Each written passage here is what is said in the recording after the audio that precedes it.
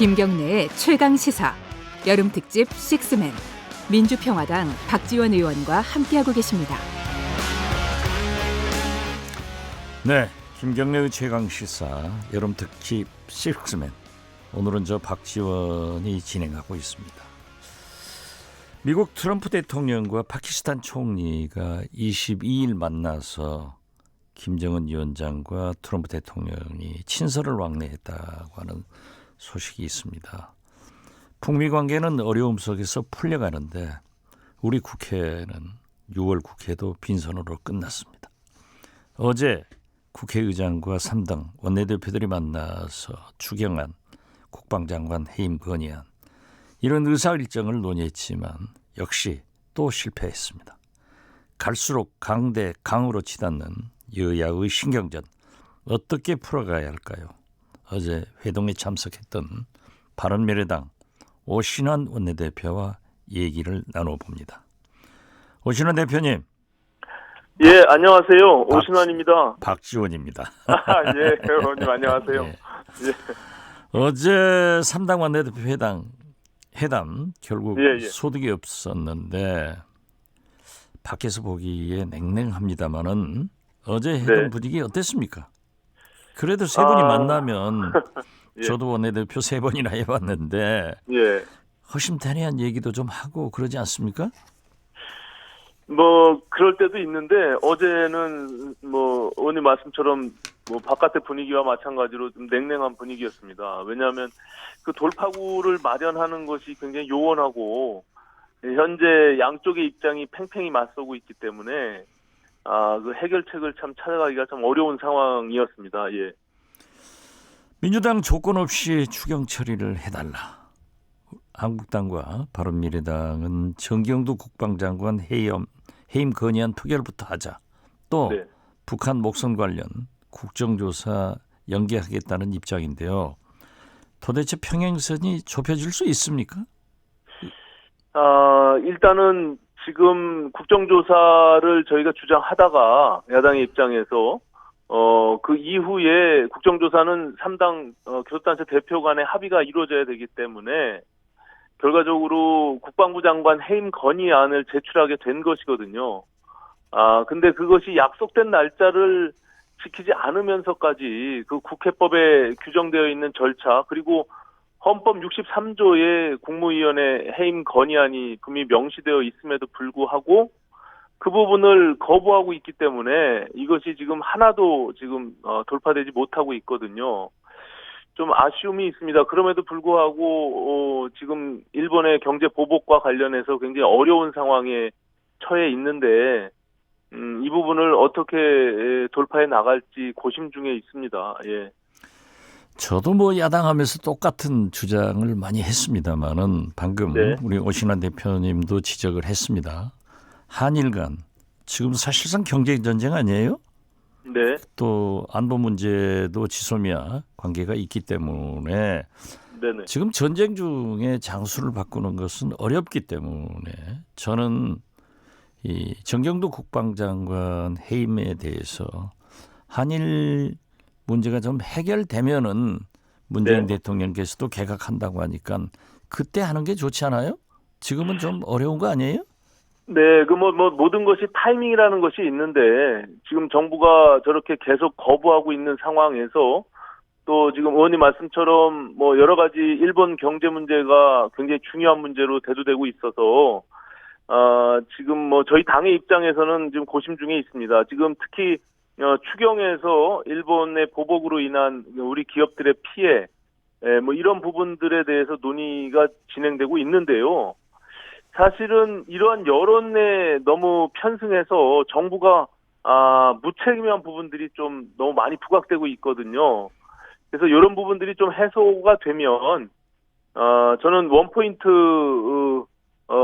국회를 열어서 모든 것들을 좀 해결할 수 있도록 지혜를 모아야 되지 않을까 이런 판단을 하고 있습니다.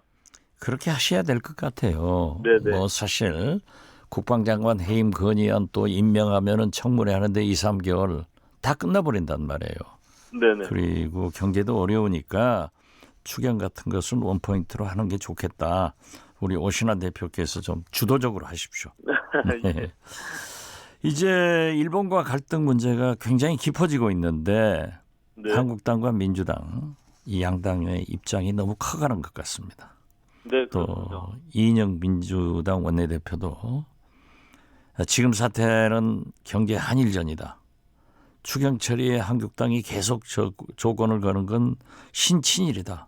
이렇게 비판하고 나섰는가 하면은 한국당은 야당을 탓하기 위해서 친일 프레임을 이용하는 한심한 여당이라고 반격하고 있습니까?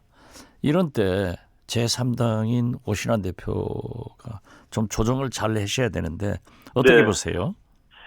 저는 뭐 정부가 지금의 상황에서 국론을 하나로 모으고 또 일본을 상대로 싸워야 되는 거 아니겠습니까? 지금 모든 뭐 여야 할 거 없이 이 부분에 대한 심각성을 같이 공히 인식하고 있기 때문에 그런 측면에서는 저는 좀 정부와 집권 여당이 야당을 상대로 싸우지 말고 좀 일본을 상대로 우리가 준비하고 극복해 나갈 수 있는 방법들을 찾는 것이 바람직하다 이렇게 생각합니다. 이것이 단순히 그냥 친일과 반일의 프레임으로 접근하는 것은 굉장히 위험하고 과거 군사 독재 시절에 꼭 그 반공 프레임으로 올가매는 것처럼 잘못된 방향으로 갈 수 있다. 그러면 국회는 더더욱다나 경색될 수밖에 없고 풀리기가 굉장히 어려운 상황으로 처해지기 때문에 저는 이렇게 극단적인 서로 자극하는 이런 언사들은 좀 자제하는 것이 낫지 않을까 이렇게 판단하고 있습니다.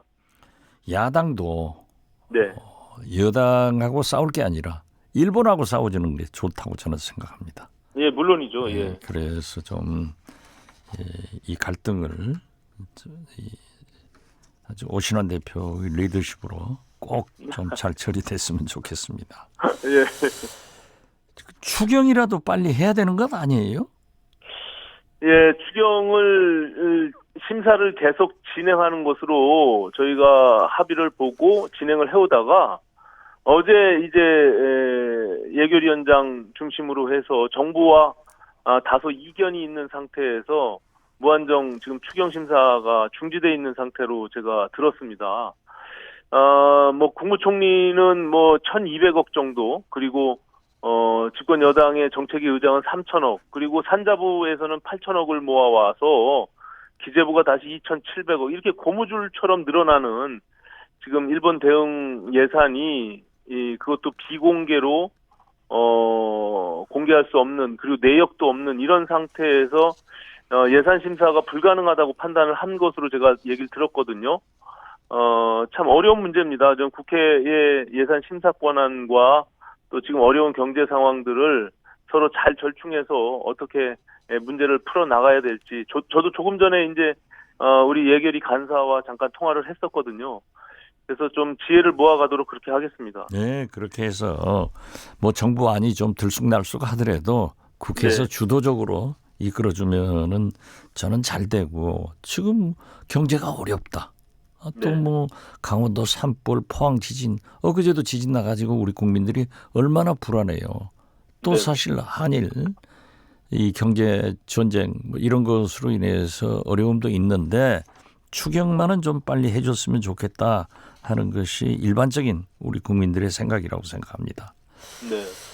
그리고 지금 아까도 잠깐 언급을 했습니다마는 이렇게 이 갈등 국면에서 외교 안보 라인 교체나 국정조사 지금 국력을 낭비해서 되겠어요? 일본은 이것을 노리고 있는데? 제가 판단할 때는요. 지금 민주평화당의 정동영 대표께서 말씀하신 것처럼 이거는 국회법의 절차의 문제이기 때문에 저는 정부 여당이 충분히 이 부분에 대해서도 수용 가능하다고 보거든요. 왜냐하면 이것이 그냥 본회의장에서 표결하는 것이 이것을 가결이 될지 안 될지도 모르는 그런 상황에서 표결하는 행위 자체를 막기 위해서 합의된 날짜를 변경하는 것은 저는 그건 공존의 정치가 아니다. 이인영 대표께서 교수단체 대표 연설에서 서로 존중하면서 협치의 공존의 정치를 해 나가겠다고 말씀하셨기 때문에 저는 그 절차적 문제까지도 국회가 정부의 눈치를 보면서 청와대의 눈치를 보면서 거부하는 것은 사실 조금 이해하기가 어려운 부분들이 있습니다. 하지만 지금 의원님 말씀처럼 경제가 굉장히 어렵고 또 일본의 보복 경제 문제가 있기 때문에 대승적 차원에서 고민을 해서 지혜를 모아야 되지 않을까 이런 판단도 하고 있습니다. 예. 우리 국민은 자꾸 조건을 내세우는 정치권을 싫어합니다. 그렇기 네. 때문에 조건 없이 이런 때는 일본을 상대로 해서 우리 국회가 악역을 해주고 또 정부의 협상력을 강화시켜줘야 된다. 그리고 추경도 하는 것이 좋다. 저는 그런 말씀을 드리면서요. 네네. 황교안 대표가 최근에 아주 잘하셨잖아요. 대일 문제만은 초당적으로 하겠다. 또 네. 청와대 회동을 조건 없이 하겠다. 해서 대통령 만났어요. 네. 물론 여러 가지가 안 됐지만은 하나 분명한 것은 대일 문제를 초당적으로 하겠다 하고 나왔는데 또 네. 지금 자꾸 그렇게 되지 않고 있단 말이에요. 이러한 것에 대해서 우리 바른미래당 오신환 대표가 리더십을 발휘할 때인데 어떻게 보세요? 예, 뭐 저 그 부분에 대해서 전적으로 동의하고요. 이 뭐 추경의 경우도 뭐 대일 보복에 대한 우리가 대응 예산을 별도로 그것만 분리할 수는 없지 않습니까? 그런 측면에서 이게 복합적으로 다 연계가 되어 있는 상태인데 지금 박지원 의원님 말씀처럼 우리가 대승적 차원에서 함께 힘을 모아야 되는 중요한 시기로 보고 있고요. 지혜를 모아서 잘 해결해 나가도록 그렇게 하겠습니다. 예. 지금 말이죠. 민주당, 한국당 이 양당 체제에서 제가 국민의당 3당 원내대표를 했지 않습니까? 네네. 뭐 오신환 대표하고 똑같은 처지인데 네. 우리 국회의 운명은 오신환 대표한테 있습니다. 그렇기 때문에 아이고, 예. 지금 바로 말씀한 대로 국민이 걱정한 대로 예. 그것을 오신환 대표가 정확하게 이끌고 가면 된다고 저는 거듭 말씀드립니다. 네네. 또 어제 뭐 예결위도 멈춰서 버렸더라고요. 그렇습니다. 예. 그리고 김재원 예결위원장이 당분간 예결위 문을 닫겠다. 네. 이것도 좀 문제 아니에요? 그렇습니다. 걱정입니다. 지금 계속 말씀드리지만 어려운 상황에서 또 국회가 제 역할을 해내야 되는데 이게 저는 자꾸 친일 반일 그리고 또 야당이 발목 잡는 이런 프레임으로만 여당이 자꾸 몰아세워 간다면 오히려 감정적 접근이 될 수밖에 없기 때문에 저는 정부 여당도 좀 포용력을 갖고 특히 또 박지원 의원님도 여당의 주요 국정 운영을 해보셨지만 야당을 좀 달래고 손잡아주고 함께 가자고 하는 이런 포용의 정치, 공존의 정치가 이루어져야 되는데 그것을 자꾸 바깥으로 밀어내고 이것을 친일파로 매도하는 쪽으로 감정적으로 접근하면 저는 한국당도 그 부분에 대해서 제가 동의를 구하기가 참 어렵다 이런 생각을 갖습니다. 예.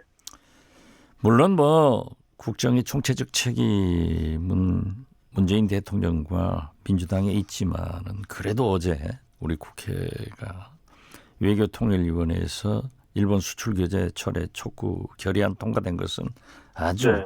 잘한 결정이다. 저는 이렇게 생각합니다. 그것도 야당이 전격적으로 그 부분에 동의를 해줬고요. 의장께서 24일 날 방미하는 과정에 적어도 일본의 경제보복 철회 촉구 결의안 정도는 상임위 차원에서라도 그것이 합의된 단일안으로 가져가야 되지 않겠느냐라는 언급이 있어서 이걸 적극적으로 수용하고 받아들였기 때문에 이루어진 일입니다. 저는 이제 그것만 갖고 될 것이 아니라 의원님 생각하시는 것대로 본회의를 열어서 국회 전체 차원에서 이 부분을 단일안으로 통과시키는 것이 저는 바람직하다 이렇게 생각하고 있습니다. 예. 예, 바로 그것이 우리 야당이 할 일이니까 네. 거듭 잘해 주시기 바랍니다. 네, 이거 저희 당도 참 시끄럽습니다만은 네. 요즘 우리 바른미래당 굉장히 어수선하대요. 네. 어제는 비공개 최고회의 후 손학규 대표 측과 혁신위원들 간에 물리적 충돌까지 있었는데 또 우리 오 원내대표도 눈물도 보이셨는데 네. 어떻게 갈등의 핵심을 어떻게 풀어가시고 뭐라고 보십니까? 저희 당의 이 얘기를 할 때마다 참 송구스럽고 죄송한 마음인데요. 이게 뭐 당이 좀 민주적으로 운영돼서 우리 당이 추구하는 방향 그리고 국민들께 신뢰를 줄 수 있는 그런 믿음을 좀 보여드려야 되는데 여전히 그 갈등이 계속 증폭돼가는 과정으로 가고 있어 정말 안타깝고요.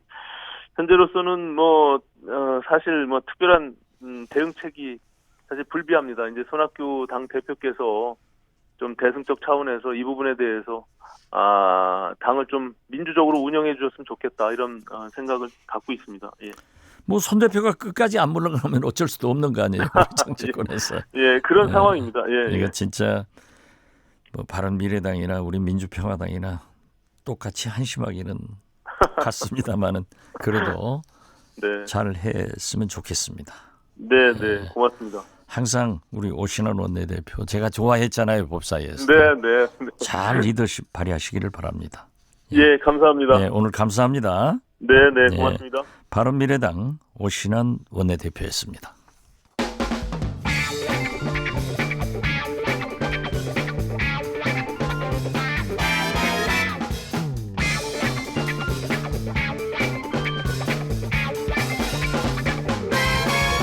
윤태곤의 눈. 네. 뉴스의 이면과 행간까지 꿰뚫어보는 윤태곤의 눈. 의제와 전략그룹 더모아의 윤태곤 정치분석실장이 나오셨습니다. 어서 오세요. 네, 안녕하세요. 네. 이낙연 총재가 해외 순방을 마치고 어제 귀국했는데 최근 한일 상황과 관련해서 어떤 역할이 있겠죠? 그렇죠. 일단 뭐 박지원 의원님께서 이낙연 총리랑 워낙 잘 아시는데 제가 이거 뭐라 말씀을 드리려니까 좀 민망합니다. 많이 여쭤보고 그럴게요. 그 이 총리가 어제 오전에 도착을 했어요. 근데 카타르에서 비행기를 타고 왔단 말입니다. 바로 총리실로 출근을 해가지고 한일 관계에 대해서 이것저것 좀 챙겼대요. 그 여정이 길었을 텐데 8박 10일간의 순방이었거든요. 근데 아시다시피 이 총리 출국할 때 지금 상황이 이런데 나가는 게 말이 되냐. 그것도 뭐 방글라데시, 타지키스탄, 키르기스탄, 카타르 이 4개국하고는 아주 뭐 급한 이슈가 있는 것도 아닌데 한가해 보인다. 이런 지적이 있었잖아요. 거기에 대해서 근데 문재인 대통령이 투톱 외교다. 우리는 나하고 총리가 투톱이다. 이렇게 힘을 실어줬었죠. 그리고 또 공교롭게 강경화 외교부 장관도 비슷하게 이제 10일 날 출국해서 16일 날 입국했는데 에티오피아, 가나, 남아공 요 아프리카를 다녀온 것 때문에 한국당 쪽에서는 뭐 비슷한 비판을 했었습니다. 근데 일단 두 사람 다 이제 정의치에 왔고 저는 개인적으로 그런 생각을 해봤어요. 이런 상황이 생겼다고 해가지고 우리 총리하고 외교부 장관이 기존 일정을 취소했다면은 그게 오히려 상대 쪽에서 볼 때 우리가 찌르니까 한국이 막 흔들리네 그렇게 느꼈을 것 같다. 그래서 이렇게 다녀온 것은 잘하셨다. 이제부터는 좀 봐야 되겠다 그런 거죠. 저도 똑같은 생각입니다. 예. 만약 일본이 우리한테 공격을 했을 때 우리가 반응 안 하는 것도 옳지 않은 일이지만 너무 민감하게 반응하고 외교는 이게 다 중요한 국가들이에요. 그러니까요. 중요하지 않은 국가가 어디 있겠어요. 예. 다녀오신 것은 잘했는데 지금부터 이제 문제죠. 그러니까 특히 이제 이번 주부터는 지난주에는 좀 조국 수석을 필두로 해서 좀 강하게 나갔다면은 이번 주에는 이낙연 총리 들어오셨고 강경화 장관도 있고 하니까 뭔가 좀 외교 쪽인 게 풀리지 않을까 전 그런 생각을 하는데 얼마 전 청와대 회동에서 야당들이 특사 이야기 꺼냈지 않습니까? 손학규 대표는 이낙연 총리 추천하고 정동영 대표는 최상용 전 주일대사 추천했다는데 뭐 대통령께서는 당장 특사로 이게 성사될 일이 아닌 것 같다 이렇게 말을 했다고는 하는데 두 사람 정도면 적임자라는 데는 이론의 여지가 없잖아요. 그렇죠. 국면이 풀릴 때. 이 총리는 동아일보 도쿄특파원 출신에다가 한일의원연맹 오래 활동했는데 일반에는 그렇게 썩 많이 알려지지 않은 또 일화들이 많더라고요. 그중에 특별한 것이 아베 총리하고 일화인 것 같습니다. 지난 2005년이면 무려 14년 전이죠. 아베 총리가 장관 한번 지내고 쉬고 있을 때 서울에 그냥 개인적으로 쉬러 왔나 봐요. 서울에서 삼청각에서 이낙연 총리하고 우리 정치인들 몇몇하고 같이 소주를 마셨다. 그런 이야기가 있더라고요. 소주를 마실 때 이제 이 총리가 그때는 이제 국회의원이었죠. 한평 영광의 국회의원인데 그 가까이 지역구에 이제 우리 소록도가 있지 않습니까? 예. 박지원 의원님 지역구하고도 가깝고 고향하고도 가까운데 그 소록도의 일제 강점기 당시에 좀 인권 탄압을 받았던 한센병 환자들에 대해 가지고 일본이 자기 나라에서 탄압했던 한센병 환자들한테는 보상을 하고 또 그 당시 식민지였던 뭐 대만 쪽도 보상을 하는데 한국만 빠져 있다. 이낙연 총리가 이 문제에 대해서 좀 신경을 써야 되지 않겠냐라고 이야기를 하니까 아베 총리가 잘 알았다라고 대답을 하더니 그 다음 해에 관방장관 말하자면 넘버 2가 돼가지고 그렇죠. 법안을 본인이 이제 발의를 했다는 거예요. 그래가지고 보상 문제가 이제 우리 수백 명의 한센병 환자들한테 해결이 됐다. 그게 참 아름다운 일화죠. 일화로 남아있고. 그리고 사실 이런 이야기 하면은 안 믿을 분들 많을 텐데, 아베 총리가 일본 정치인들 중에서는 그 세대에서는 한국에 대해서 이해도가 높아서 좀 이렇게 못되게 하는지는 모르겠는데, 그런 사람이고, 또 부인, 악기의 여사도 한류 애호가로 아주 유명하지 않습니까? 그래서 이제 이 총리 역할론에 대한 기대가 있는 거겠죠. 이번에 총리 재임하면서도 네. 이호 여사님 서거했는데 네. 일본 주요 민주당이죠. 인사들 하토야마 총리가 우리나라에 오셨어요. 네. 조문 온다고 하니까 이 총리가 계속 저한테 전화해가지고 오는 시간을 알아서 상가에 다시 오셨더라고요. 네. 그래서 하토야마 총리하고 아마 막걸리를 마시면서 얘기를 많이 했다는데 어떻게 됐든 지일파이고 일본의 좋은 인사들과 교분이 있는 것만은 사실입니다. 그러니까요. 최상용 대사도 뭐 김대중 정부에서 주일 대사 하신 예, 저도 개인적으로 아는 아주 분인데 예. 훌륭한 분이기 때문에 어떤 경우에도 대통령께서는 물론 총리가 가시면은 사전에 무슨 대개는 좀 바닥을 깔고 가야 되니까 그렇죠. 예. 본론적 그러니까 말씀하신 이제 게 대통령 생각 이런 것 같아요. 당장에 준비가 되지 않은 상황에서 특사가 간다든지 정상회담을 한다 해가지고 한 방에 이게 다 풀릴 수 있는 상황은 아닌 것 같다. 밑에 이제 준비가 있는 다음에 가야 되겠다라는 건데 그러면은 언젠가는 저도 모르겠습니다만은 한일 양국 다 뭔가 카드를 더 꺼내고 대화를 시작할 때가 분명히 올 거 아니겠습니까? 예. 그럼 이제 이낙연 카드는 그때 유의미한 게 아닌가. 이 총리 순방 중에 기자들이 한 5-6명 따라간 걸로 아는데 사실은 그 기자들이 타지키스탄이나 카타르 일에도 관심이 있었지만은 이 국내 일에 대해 가지고 원래 가면 많이 물어보지 그렇죠. 않습니까? 계속 물어봤대요. 네.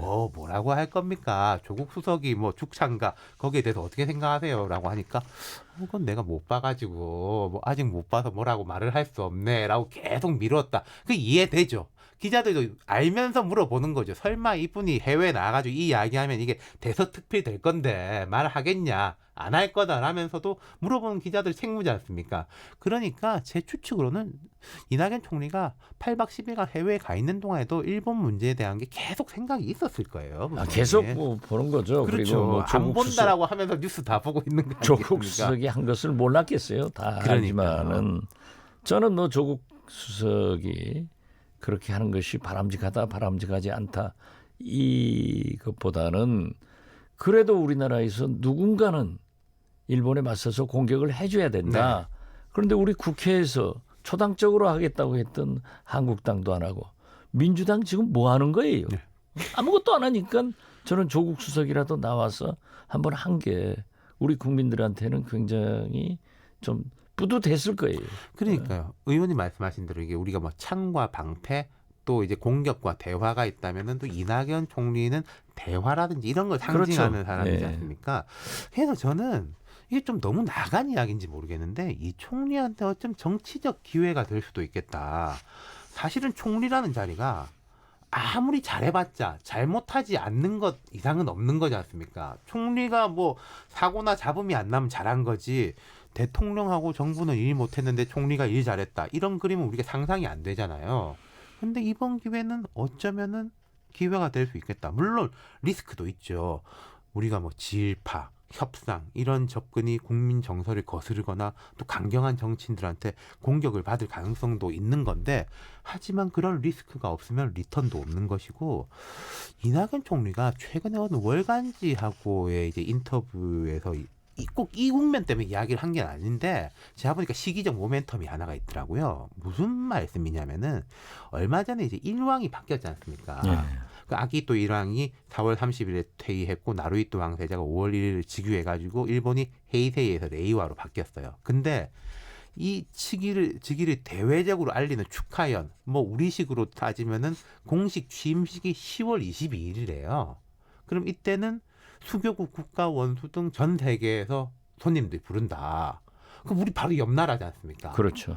대통령은 혹시 모르겠는데 대통령 못 가시면 총리라도 가야 되는 거 아닌가? 아무리 사이가 나빠도 뭐 가야죠. 그렇죠. 네. 외교 전쟁, 경제 전쟁은 경제 전쟁이고 이것도 이웃 나라의 아주 경사니까 10월 22일이면 너무 어떻게 보면 많이 남았고 어떻게 보면 얼마 안 남았는데 이걸 또 가려고 하면은 그 이전에 사전 정지 작업이 있어야 될 것이고 일본 입장에서도 자기들 잔치하는데 그 이전에 뭔가 좀 풀길 바랄 것이고 그런 모멘텀을 잡을 수 있다면은 그러니까 꼭 먹고 알 먹고겠죠. 이런 사태가 풀리는 거 하나. 그리고 이낙연 총리는 원래 황교안 그 대표하고 1, 2등으로 가는데 황교안 대표가 파트너가 지금 요즘 많이 빠지고 있지 않습니까? 그럼 따라서 자기도 약간 주목을 덜 받을 수가 있는데 이번 한 번으로 또 뭔가 기회를 잡을 수도 있겠죠. 뭐 오늘 아침 알려진 바에 의하면 예. 문재인 대통령께서 개각을 하는데 이낙연 총리는 유임한다고. 조금 더 좀 더 유임한다고 그럼 하는 10월 것은 20일 이때는 10월 20일도 않습니까? 대비하고 네. 또 문재인 대통령께서 정상외교는 투톱이라고 하셨으니까. 투탑이라고 예. 얘기한 것은 어떻게 됐든 이낙연 총리 개인적으로 봐서도 우리 국민들 사이에 완전히 일본 문제에 대해서 최고 전문가다. 뭐 지휘파다. 해결사 뭐 이런 예, 역할을 할 수 있는 이런 거겠죠. 것으로 했기 때문에 예. 홍보도 잘 됐어요. 그러게요. 예. 그러나 어떠한 물밑 대화를 하더라도 한일 정상회담 이전에 풀어나갈 책임은 이낙연 총리한테 있기 때문에 네. 이렇게 유임되면 더 적극적으로 나서는 것이 본인의 정치 행보에도 굉장히 좋다. 저는 그렇게 맞습니다. 생각을 저도 그 합니다. 생각입니다. 예. 이 시간이 더 네, 거의 남아서 뭐 하는데 지금 아베 총리가 사실 저는 이번 참여연 선거가 현재 의석보다도 내석이 줄었기 때문에 저는 승리한 것이 아니에요. 그런데 일반적으로 우리 언론들은 승리했다. 뭐 개헌선 어쩌고 하는데 특히 이번 총리 아베 총리가 이제 사연임 2024년까지 집권을 하려고 이렇게 꿈틀거리는데 그건 잘 될까요? 그거는 뭐 일본은 달라있는데 이거는 것 같아요. 아베 총리가 뭐 저도 일본 사람이 아닙니다만 인기가 그렇게 높지는 않은 것 같은데 우리 야당보다도 더 지리멸렬한 게 일본 야당이지 않습니까? 워낙에 거기는 뭐 다른 당들 다 합쳐도 6% 그러니까 같은 여권이라고 분류되지 않는 야당들 같은 경우 6% 뭐 10% 이런 식이니까 그게 제일 관건이지 않은가 싶어요. 또 이번 참여연 선거에서 대한부재 자민당 내에서도 나온 것 같습니다. 네. 아무튼 일본이 그렇게 나가서는 안 된다 하는 것을 한번 경고하면서 네. 오늘 감사합니다. 감사합니다. 네, 윤태곤의 눈이었습니다.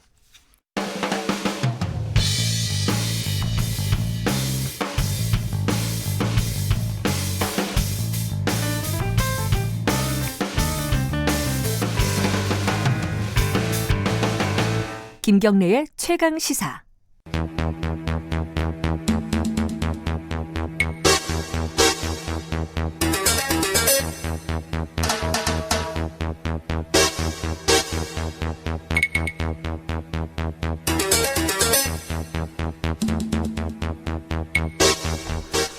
네, 김경래의 최강시사 여름 특집 오늘은 박지원이 진행하고 있습니다. 자, 이번에는 굵직한 사건의 이면을 들여다보고 깊이 있게 파헤쳐보는 시간입니다. 추적 20분 박지훈 변호사, 장용진 아주경제 기자와 함께합니다. 안녕하십니까? 안녕하세요. 예. 안녕하십니까? 오늘은 훈민정음 해례본 상주본의 소유권 얘기를 좀 해보겠습니다. 먼저 우리 장용진 기자께서 훈민정음 해례본에 대해서 간단하게 좀 설명해 주시죠. 네. 저도 잘 모릅니다. 이 해례본이라는 게 그렇습니다. 이게 예를 들어서 해석한 그 책이다라는 뜻입니다. 그러니까 훈민정음에 그 만들어진 창제 원리라든지 한글의 사용법을 예를 들어서 하나씩 쉽게 설명했다. 뭐 이런 책이라고 보시면 되는데요. 이게 한글을 창제한 지 3년이 지나서 그러니까 1446년 세종 28년에 발행이 된 거라고 합니다. 우리나라에는 딱 두 가지 판본이 있는데요. 1940년에 경북 안동에서 발견돼 가지고 이제 현재 간송미술관에서 보관하고 있는 간송본, 그리고 지금 논란이 되고 있는 상주본이 두 가지가 있다고 합니다.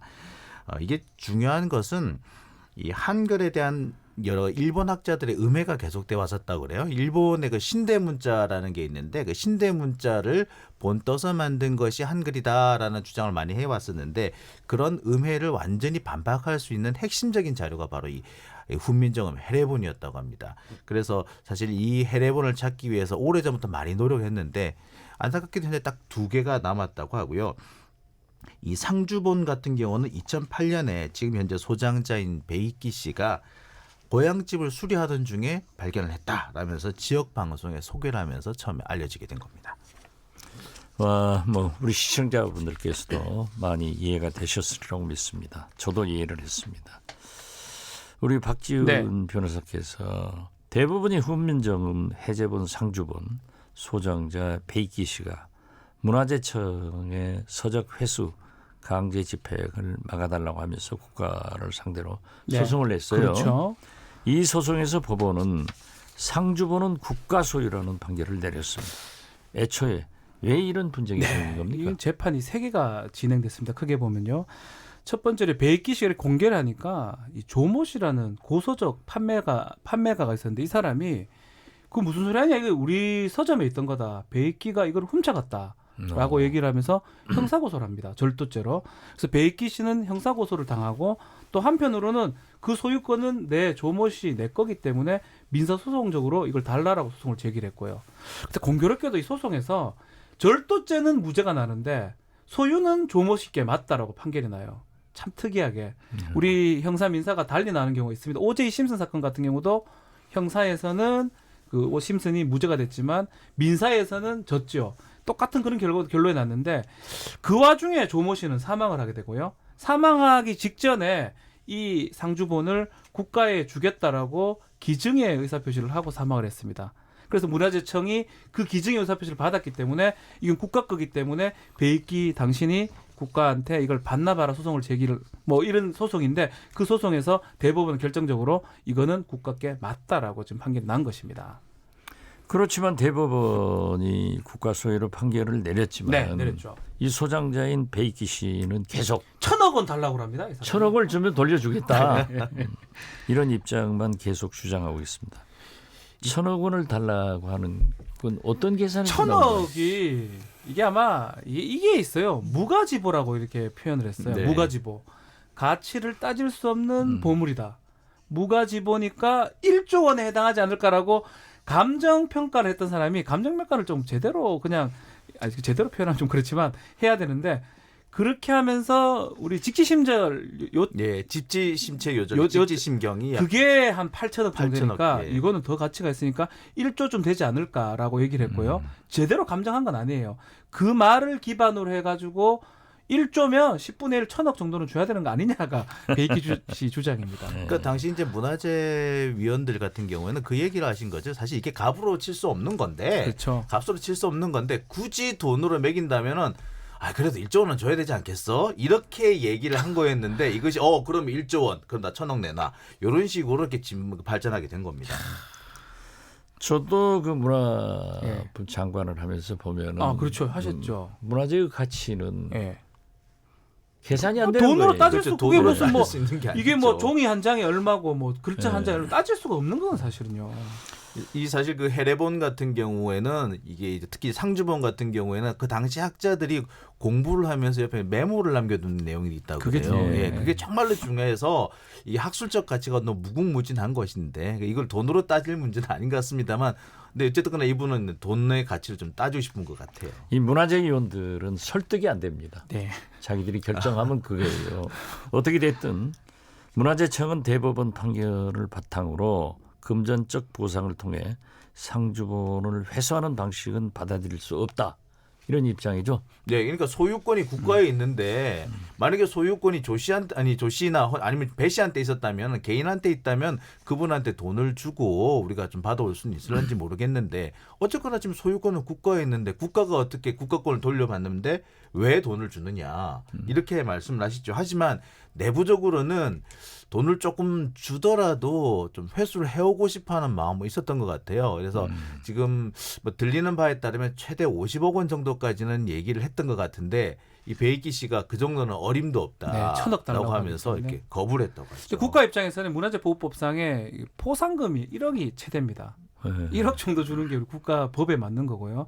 만약에 한다면 50억 얘기는 뭐냐면 독지가가 좀 기부를 해서 그 뭐 민간에서 기부를 해서 그 금액을 합쳐서 배익기한테 주고 배익기 씨가 그 그 상주본을 내는 거 그 방식을 좀 생각하고 있는데 금액도 안 맞아요. 1,000억 달라는 사람한테 50억이 뭐 그런데 되겠습니까? 문제는 배익기 씨가 1,000억을 내라 네.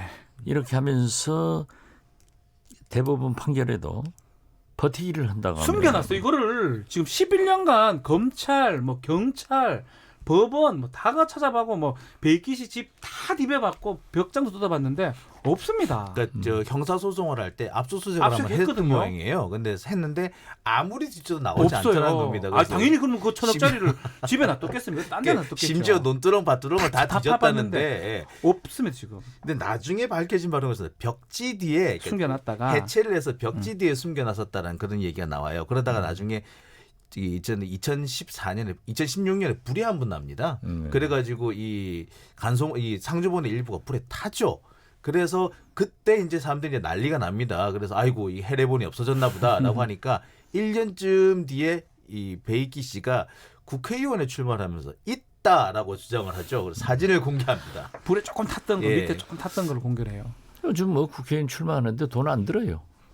그런데 왜 1,000억씩이나 요구하는 투표율 많이 받으면 15%인가요? 근데 그분 같은 경우에는 아마 그 당시 그 공약이 그거예요. 오로지 그 상주본에 대한 그 이것을 이렇게 국가에 기증하겠다. 내가 당선되면 기증한다. 뭐 이런 정도의 얘기를 했었어요. 오히려. 그래서 이제 문제는 이게 집행을 법적으로 할 수 있으려면 어디 있는지를 알아야 됩니다. 그렇죠. 근데 정말 끝까지 숨기면 그리고 또 무서운 거는 이 사람이 화가 나면 그걸 정말 훼손할 수도 있는 거거든요. 그런 것 때문에 법하고 지금 현실하고 괴리가 생긴 거예요. 법에서는 국가 소유이기 때문에 가져갈 수 있다라고 하고 있는데 그것을 법적으로 집행을 못하기 때문에 지금 배익기 씨는 계속적으로 어떻게 보면 좀 버티는 그런 상황입니다. 그 많은 전문가들은 배익기 씨를 조금 이렇게 달래자라는 얘기도 많이 하세요. 그러니까 이분이 이제 이랬다 저랬다 말씀을 많이 하시는데, 그러니까 그 형사소송 항소심 판결을 할 때는 그런 얘기도 하셨어요. 나 무죄로 풀어주면 이거 한번 국가에 기증하겠다. 그래서 실제로 무죄가 나기도 했었죠. 그러니까 그 무죄를 뭐 굳이 그것 때문에 된 건 뭐 증거 때문에 됐겠지만 실제로 증인들 나오고 하는데 약간 법원에서는 배익기 씨한테 유리한 판결을 내려요. 그 이유가 뭐 추측을 할 수 있죠. 우리한테 중요한 건 배익기 씨를 유죄하는 것보다 그 상주본을 찾는 게 국가적으로 역사적으로 가치가 있기 때문에 그렇게 판단을 내렸는데 문제는 그럼에도 불구하고 배익기 씨가 그걸 지금 안 내놓고 있다 이런 겁니다. 아무튼 어찌 됐든 상주본을 배익기 씨가 감춰놓고 있고 네. 문화재청은 어디에 숨겨놨는지를 모르고 예. 배익기 씨 자체가 합리적인 의사소통을 할 수 있는 상황이 아니라고 하는데 그렇죠. 반환에 대한 합의는 영 불가능한 겁니까? 글쎄 뭐 지금 그 문화재청 얘기는 그렇습니다. 그 소통이 조금 힘들긴 하지만 그래도 계속 설득하겠다라는 입장이고요. 그래도 안 되면은 좀 강제 조치를 취할 수도 있는데 일단 강제 조치보다는 설득 쪽에 좀 더 무게를 두고 있는 것 같습니다. 이 사실 이렇게 연세가 많으신 분이기 때문에 또 경우에 따라서는 어떤 부분에서 뭐가 또 이렇게 잘 풀리면 그렇죠. 갑자기 톡톡 내놓을 수도 있는 부분이라 이런저런 가지고 이분의 감정 일단 이분이 감정을 많이 다치셨기 때문에 그 찾기 위해서는 그냥 그렇게 좋으신 분이면은 국회의원에 한번 당선시켜서 뭐 비례대표 찾는 말씀하시는 것도 좋겠네요. 그것도 괜찮겠네요. 비례대표. 예. 그 민주평화당에서 혹시 비례대표. 그러시면 우리 민주평화당 거기까지 여지가 없습니다. 이 대법원 판결이 났음에도 불구하고 계속 상주본을 반환하지 않는다면 네. 어떤 조치가 가능합니까? 사실 할 수 있는 게 별로 없습니다. 문화재청에서는 그 얘기를 하고 있거든요. 문화재보호법상의 문화재 은닉이라든지 손괴 이런 걸로 검찰 고발하겠다라고 얘기를 하고 있는데요.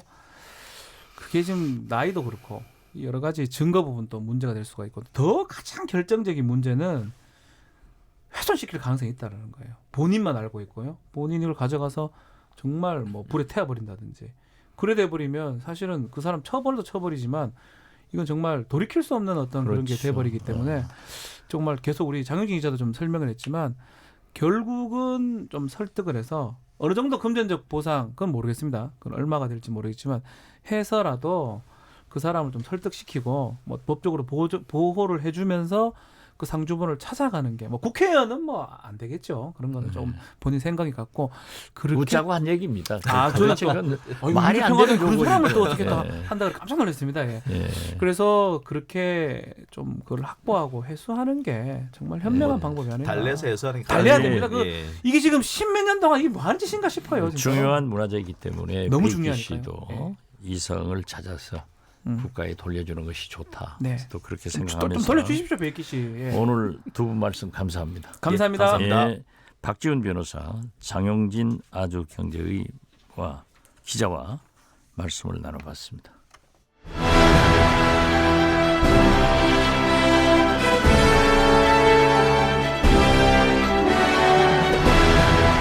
KBS 1라디오 김경래의 최강시사가 여름특집을 마련합니다. 7월 22일부터 29일까지 중량감 있는 6남자가 1일 진행자로 나섭니다. 김경래의 최강시사 여름특집 식스맨.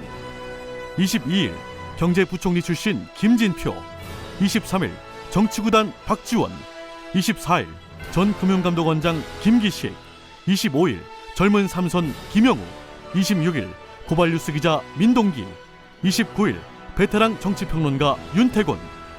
그 어디에서도 들을 수 없는 고품격 시사 토크 김경래의 최강시사 여름특집 식스맨.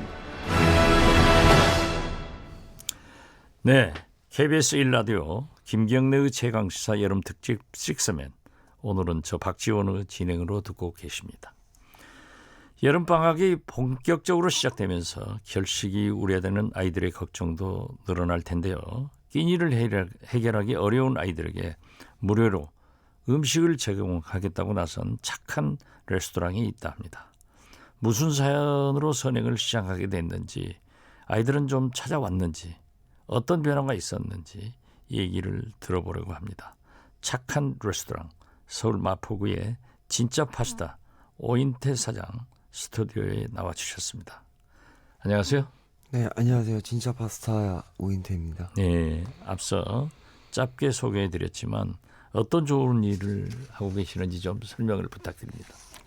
지금 가장 이슈가 된 거는 이제 결식아동 무상 식사 제공을 하고 있고요. 그리고 그 전에는 뭐 헌혈증 기증부터 그 위안부 피해자 할머니들 팔찌 나눔 뭐 이 정도까지 하고 있습니다. 결식 아동을 위한 무료 식사 제공, 쉬운 결정은 아니었죠. 이 일을 시작하게 된 계기는 무엇이었습니까? 저희는 뭐 딱히 어려운 결정은 아니었고요. 뭐 엄청난 꿈이 있어서 시작한 것도 아니었는데 제가 20대 때 조금 많이 힘들었어요. 많이 궁핍하기도 했고 근데 그때 좀 많이 서럽더라고요. 근데 아이들한테는 그 서러운 기억을 조금 지워주고 싶어서 시작하게 됐습니다. 예. 아동 급식 카드, 꿈나무 카드란 것은 어떤 건가요? 각 지자체에서 결식 아동이나 결식 우려 아동에게 식사 비용을 지원해주는 사업 그 정도로 딱 알고 있습니다. 예. 레스토랑에서 이제 이런 서비스를 하자 이렇게 제안을 하니까 직원들 반응은 별다른 불만은 없었고요. 다들 기쁜 마음으로 동참해줘서 시작하게 됐습니다. 진짜 파스타 가게를 찾는 애들에게 네. 당부하는 5가지 말씀이 있다고 들었습니다. 예. 어떤 내용인가요? 저는 매장 방문할 때 이제 눈치 보지 말고 금액에 상관없이 꼭 먹고 싶은 걸로 주문하고 저희가 월요일은 쉬고 일요일은 17시 30분까지 일찍 닫으니까 알아뒀다가 이제 헛걸음하지 말고 꿈나무 카드는 반드시 이제 식사 후에 보여주고 매일이라도 괜찮으니까 부담 갖지 말고 자주 봤으면 좋겠다라고 이제 글을 올린 적이 있었습니다. 지금 몇 개월째 국회 안 열고 있는 국회의원들이 오면은 공짜로 주지 마시고 한 10배 받으세요. 알겠습니다. 예. 공지를 한 이후에 지금까지 많은 애들이 찾아왔죠. 네네네. 얼마나 왔어요? 지금 이제 주말에만 좀 오고 있고요. 방학 되면은 조금 더 많이 올 거라고 예상을 하고 있는데 현재까지는 한 20팀, 30팀 정도 온 것 같습니다. 걔들이 와서 아무래도 결식 아동이니까 네네네. 좀 쭈삣쭈삣하고 그렇죠. 그런 게 있죠. 잘 해주셔야 될 텐데 그런 네. 특별한 방법도 있습니까? 따로 뭐 이제 이목이 집중되지 않는 선에서는 저희가 따로 얘기도 조금씩 하고 있고요. 예, 최대한 아이들 상처 안 받는 쪽으로 진행을 하려고 합니다. 네. 이 결식 아동을 위해서 무료 식사 제공 쉬운 결정은 아니었을 텐데 이렇게 계속 하고 나니까 찾아놓은 아이들과도 대화를 많이 하시죠. 그 이목에 집중될까봐 많은 대화는 하지 않고요. 그냥 예. 어디서 왔는지 뭐 몇 살인지 정도만 하고 있습니다. 예. 이제 방문하는 애들에게 또라는 의미에서 VIP 카드도 나눠주신다는데 네네 해주고 있습니다. 그런데 사실 진짜 파스타에서 시도한 선행 이번이 처음이 아니라고 하던데요. 네네. 저희 뭐 헌혈증 파스타로 교환해서 올 초에 이제 기부도 처음 한번 했었고요. 그리고 아까 말씀드린 위안부 피해자 할머니 후원 팔찌 저희 2주년 기념일이 또 세계 여성 폭력 추방의 날이에요. 그래서 그것도 했었고 안중근 의사 사형 선고일에 태극기도 한번 배포했었고 그리고 소방공무원분들 무료 식사 제공도 하고 있습니다. 소방관들한테도 무료 제공을 했다고. 네네 맞습니다. 예, 좋은 일 하십니다. 이 좋은 일을 하고 계신 만큼 가게 매출이 걱정도 되는데 어떻습니까? 이게 이제 몇 번 말씀드렸던 건데 가게 매출은 그때 이제 상황이 문제가 되면 이제 저희가 알아서 해결할 문제고요. 딱히 뭐 아이들이 신경 쓸 문제는 아닌 것 같아서요. 괜찮습니다. 저도 한번 가겠습니다. 네, 알겠습니다. 애들 데리고 댓글을 소개하겠습니다. 많은 분들이 메시지를 보내주셨어요. 예, 맞습니다. 최정성님 목소리가 차분해서 아침을 편안하게 시작했습니다. 00070님은 의원님 식스면 참 잘 어울립니다. 이거 감사합니다. 제가 김경래 앵커 대신해서 계속 할까 생각합니다. 땀과 노력님은 곧 8순이신데 신선한 도전에 박수를 보냅니다. 8231님은 깊이 있는 분석 방송 유익하게 잘 듣고 있습니다. 여러분들 관심 가져주셔서 대단히 감사합니다. 오늘 이렇게 나와주셔서 대단히 감사합니다. 네. 7월 23일 화요일 KBS 1라디오 김경래의 최강시사 여름특집 식스맨 오늘은 저 박지원의 진행으로 들으셨습니다. 저는 다음 주 월요일 정치의 품격 코너에서 다시 돌아오겠습니다. 내일 최강시사 여름특집 식스맨 진행은 김기식 전 금감원장입니다. 김기식 의원은 저와 함께 국회도 함께 일했기 때문에 재밌는 진행을 하시리라고 믿습니다. 이제 콜론의 도시 탈출이라는 음악을 선사하면서 저는 이만 물러가겠습니다. 감사합니다.